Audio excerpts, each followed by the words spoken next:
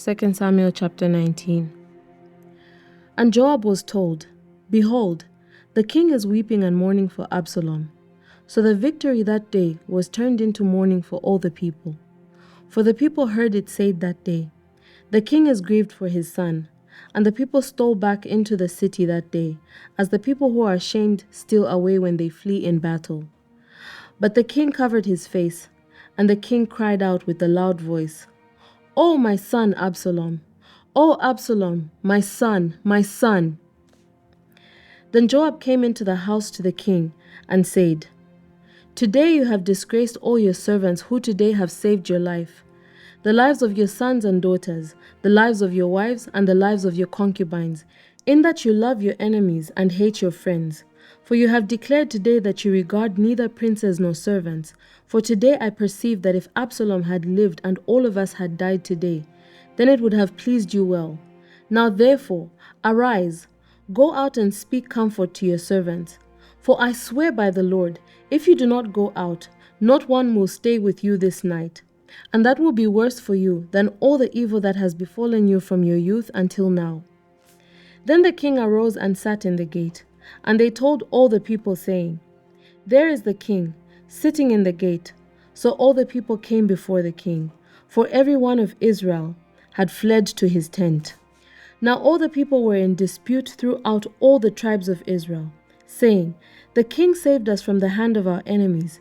He delivered us from the hand of the Philistines, and now he has fled from the land because of Absalom. But Absalom, whom we anointed over us, has died in battle. Now therefore, why do you say nothing about bringing back the king?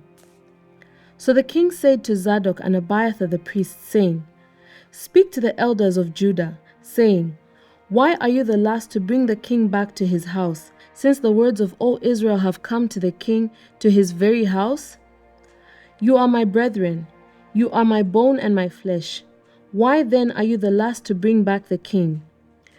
And say to Amasa, Are you not my bone and my flesh? God do so to me, and more also, if you are not commander of the army before me continually in place of Joab. So he swayed the hearts of all the men of Judah, just as the heart of one man, so that they sent this word to the king, Return, you and all your servants.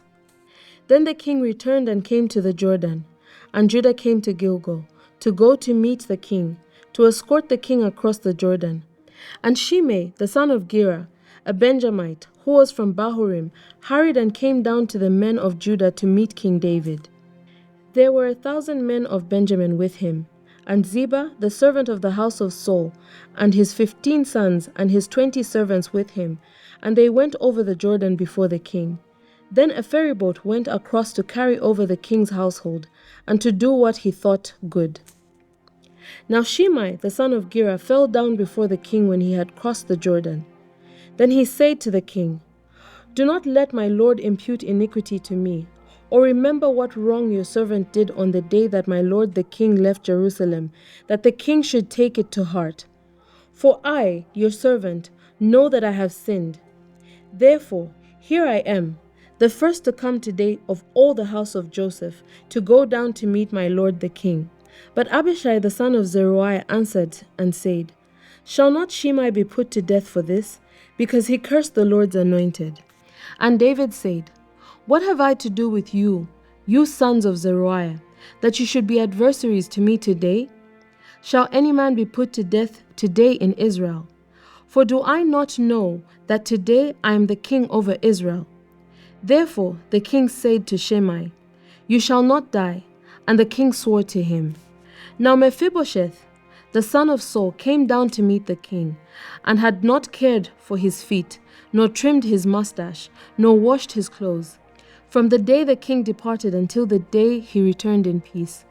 So it was, when he had come to Jerusalem to meet the king, that the king said to him, Why did you not go with me, Mephibosheth? And he answered, My lord, O king, my servant deceived me. For your servant said, I will saddle a donkey for myself, that I may ride on it and go to the king, because your servant is lame. And he slandered your servant to my lord the king. But my lord the king is like the angel of God. Therefore, do what is good in your eyes. For all my father's house were but dead men before my lord the king. Yet you set your servant among those who eat at your own table. Therefore, what right have I still to cry out any more to the king?" So the king said to him, "Why do you speak any more of your matters? I have said, you and Ziba divide the land." Then Mephibosheth said to the king, "Rather let him take it all, inasmuch as my lord the king has come back in peace to his own house." And Barzillai the Gileadite came down from Rogelim and went across the Jordan with the king to escort him across the Jordan.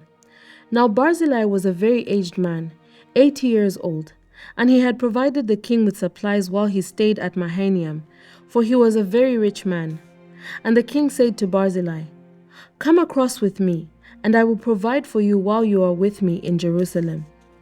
But Barzillai said to the king, "How long have I to live that I should go up with the king to Jerusalem? I am today 80 years old. Can I discern between the good and bad? Can your servant taste what I eat or what I drink? Can I hear any longer the voice of singing men and singing women? Why then should your servant be a further burden to my lord the king? Your servant will go a little way across the Jordan with the king. And why should the king repay me with such a reward?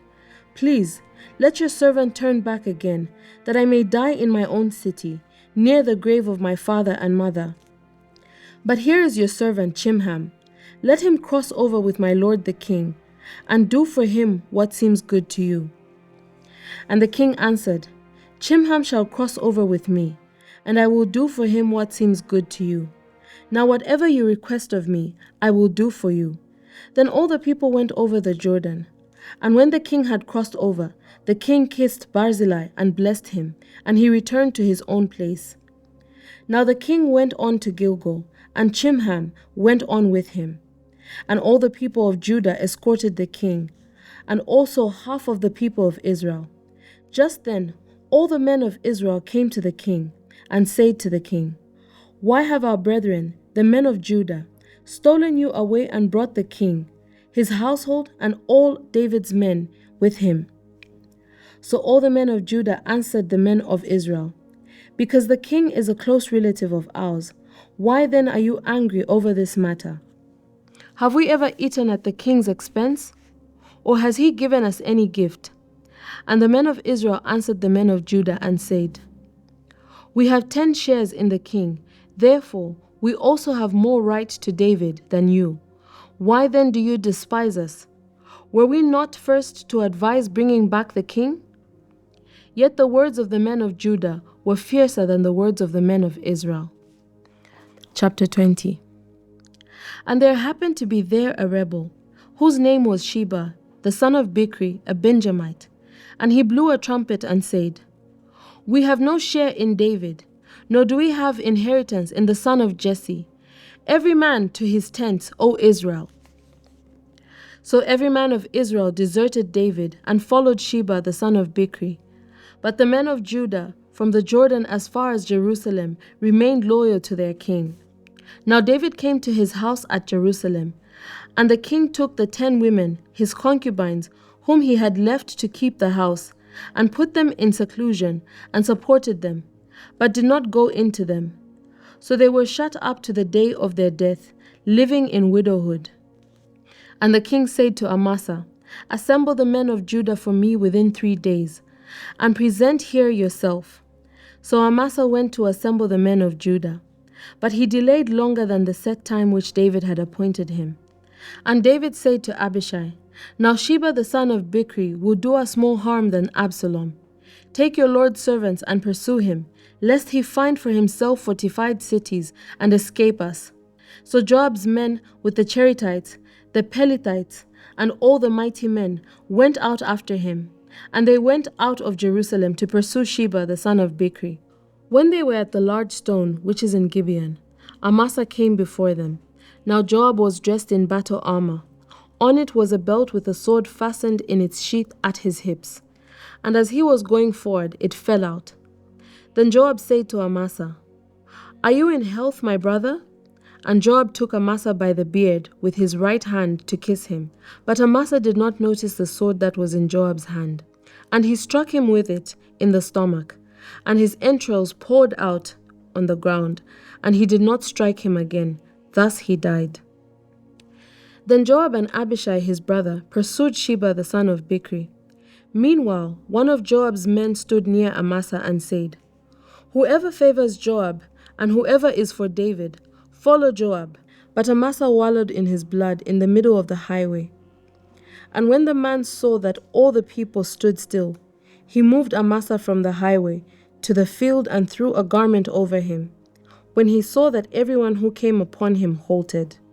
When he was removed from the highway, all the people went on after Joab to pursue Sheba the son of Bichri. And he went through all the tribes of Israel to Abel and Beth-Maachah and all the Berites. So they were gathered together and also went after Sheba. Then they came and besieged him in Abel of Beth-Maachah, and they cast up a siege mound against the city, and it stood by the rampart. And all the people who were with Joab battered the wall to throw it down. Then a wise woman cried out from the city, "Hear, hear! Please say to Joab, 'Come nearby, that I may speak with you.'" When he had come near to her, the woman said, "Are you Joab?" He answered, "I am." Then she said to him, "Hear the words of your maidservant." And he answered, "I am listening." So she spoke, saying, "They used to talk in former times, saying, 'They shall surely seek guidance at Abel,' and so they would end disputes. I am among the peaceable and faithful in Israel. You seek to destroy a city and a mother in Israel. Why would you swallow up the inheritance of the Lord?" And Joab answered and said, far be it from me that I should swallow up or destroy. That is not so. But a man from the mountains of Ephraim, Sheba, the son of Bichri by name, has raised his hand against the king, against David. Deliver him only, and I will depart from the city. So the woman said to Joab, "Watch, his head will be thrown to you over the wall." Then the woman in her wisdom went to all the people, and they cut off the head of Sheba, the son of Bichri, and threw it out to Joab. Then he blew a trumpet, and they withdrew from the city, every man to his tent. So Joab returned to the king at Jerusalem. And Joab was over all the army of Israel. Benaiah, the son of Jehoiada, was over the Cherethites and the Pelethites. Adoram was in charge of revenue. Jehoshaphat, the son of Ahilud, was recorder. Shiva was scribe. Zadok and Abiathar were the priests. And Ira, the Jairite, was a chief minister under David. Chapter 21. Now there was a famine in the days of David for 3 years, year after year, and David inquired of the Lord. And the Lord answered, "It is because of Saul and his bloodthirsty house, because he killed the Gibeonites." So the king called the Gibeonites and spoke to them. Now the Gibeonites were not of the children of Israel, but of the remnant of the Amorites. The children of Israel had sworn protection to them, but Saul had sought to kill them in his zeal for the children of Israel and Judah. Therefore David said to the Gibeonites, "What shall I do for you? And with what shall I make atonement, that you may bless the inheritance of the Lord?" And the Gibeonites said to him, "We will have no silver or gold from Saul or from his house, nor shall you kill any man in Israel for us." So he said, "Whatever you say, I will do for you." Then they answered the king, "As for the man who consumed us and plotted against us, that we should be destroyed from remaining in any of the territories of Israel, let 7 men of his descendants be delivered to us, and we will hang them before the Lord in Gibeah of Saul, whom the Lord chose." And the king said, "I will give them." But the king spared Mephibosheth, the son of Jonathan, the son of Saul, because of the Lord's oath that was between them, between David and Jonathan, the son of Saul. So the king took Ammoni and Mephibosheth, the 2 sons of Rizpah, the daughter of Aiah, whom she bore to Saul, and the 5 sons of Michal, the daughter of Saul, whom she brought up for Adriel, the son of Barzillai, the Meholatite, and he delivered them into the hands of the Gibeonites, and they hanged them on the hill before the Lord. So they fell, all 7 together, and were put to death in the days of the harvest, in the first days, in the beginning of barley harvest. Now Rizpah, the daughter of Aiah, took sackcloth and spread it for herself on the rock, from the beginning of the harvest until the late rains poured on them from heaven. And she did not allow the birds of the air to rest on them by day, nor the beasts of the field by night. And David was told what Rizpah, the daughter of Aiah, the concubine of Saul, had done. Then David went and took the bones of Saul and the bones of Jonathan his son, from the men of Jabesh Gilead, who had stolen them from the street of Bethshan, where the Philistines had hung them up after the Philistines had struck down Saul in Gilboa. So he brought up the bones of Saul and the bones of Jonathan his son from there. And they gathered the bones of those who had been hanged. They buried the bones of Saul and Jonathan his son in the country of Benjamin, in Zelah, in the tomb of Kish his father. So they performed all that the king commanded. And after that, God heeded the prayer for the land. When the Philistines were at war again with Israel, David and his servants with him went down and fought against the Philistines, and David grew faint. Then Ishbi-Benob, who was one of the sons of the giant, the weight of whose bronze spear was 300 shekels, who was bearing a new sword, thought he could kill David. But Abishai, the son of Zeruiah, came to his aid, and struck the Philistine and killed him. Then the men of David swore to him, saying, "You shall go out no more with us to battle, lest you quench the lamp of Israel." Now it happened afterward that there was again a battle with the Philistines at Gob. Then Sibbecai the Hushathite killed Saph, who was one of the sons of a giant. Again, there was war at Gob with the Philistines, where Elhanan, the son of Jer-Oregim, the Bethlehemite, killed the brother of Goliath, the Gittite, the shaft of whose spear was like a weaver's beam. Yet again, there was war at Gath, where there was a man of great stature, who had 6 fingers on each hand and 6 toes on each foot, 24 in number, and he also was born to the giant. So when he defied Israel, Jonathan, the son of Shimeah, David's brother, killed him. So when he defied Israel, Jonathan, the son of Shimeah, David's brother, killed him. These 4 were born to the giant in Gath, and fell by the hand of David and by the hand of his servants. Thank you so much to everyone who's partnered with Bible 365 with Chileshe Bwalya this far. If you would like to partner with us, please reach out using the contact details on your screen. God bless you. Shalom, shalom.